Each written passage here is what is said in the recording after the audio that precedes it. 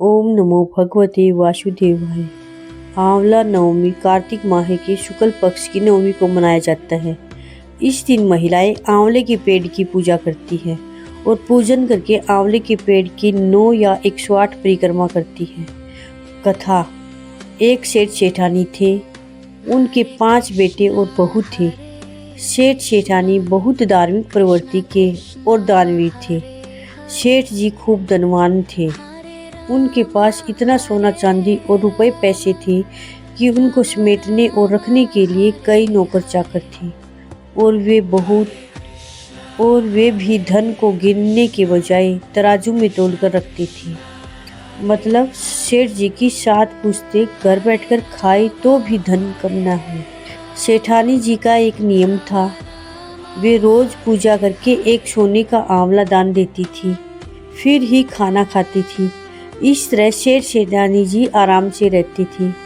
पर एक दिन सेठानी जी की बहुओं ने सोचा कि यदि माँ साहब रोज इसी तरह एक सोने का आंवला दान देती रही तो कुछ ही दिनों में हमारे पास कुछ नहीं बचेगा।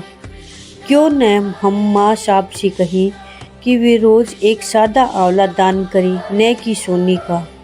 और सब बहुएं मिलकर सासू जी से कहती हैं कि वे सोने के आंवले की जगह सादा आंवला दान करके खाना खा लिया करें। सेठानी जी उनकी बात मान लेती हैं और एक सादा आंवला दान देने लग जाती हैं। पर कुछ दिन बाद उनकी बहुओं को सेठानी जी का वो सादा आंवला दान करना भी अखरने लगता है और वे सासू जी को आंवला दान देने से मना करती हैं।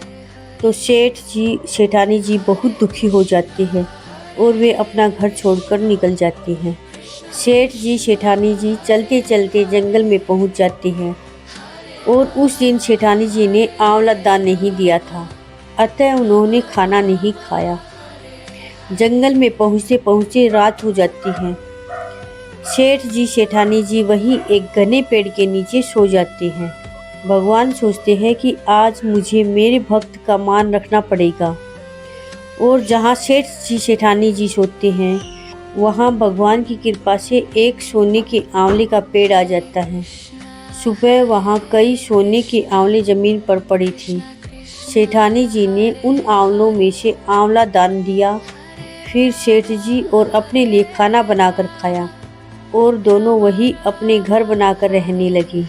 धीरे धीरे सेठ जी का व्यापार बढ़ने लगता है और वापस उनके पास खूब धन आ जाता है और सेठानी जी फिर से रोज एक सोने का आंवला दान देने लग जाती। इधर सेठ जी और सेठानी जी के घर से निकलते ही उनके बेटों और बहुओं में आपस में झगड़े होने लगते हैं और इस कारण उनका व्यापार में घाटा होने लगता है और उनकी जमा पूंजी खत्म हो जाती है। उन्हें मजदूरी करने के लिए निकलना पड़ता है और वे घूमते घूमते काम की तलाश में वहाँ पहुँच जाते हैं जहाँ सेठ सेठानी जी रहती थी। वहाँ सेठानी जी का भवन निर्माण का कार्य चल रहा था।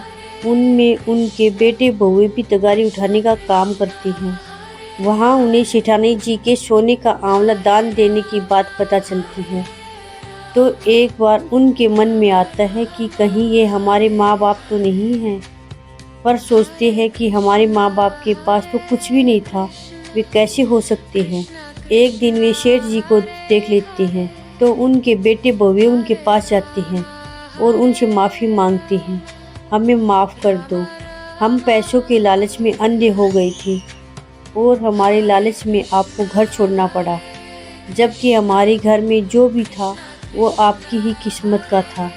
सेठ जी ने उन्हें माफ़ कर दिया और सब बेटे बहुएं पुनः सेठ सेठानी जी के साथ रहने लगी। हे भगवान, सेठ जी को जैसे पहले ठूठे वैसे कभी किसी को मत ठूठना, बाद में ठूठे वैसे सबको ठूठना। कथा अधूरी हो तो पूरी करना और पूरी हो तो मान करना।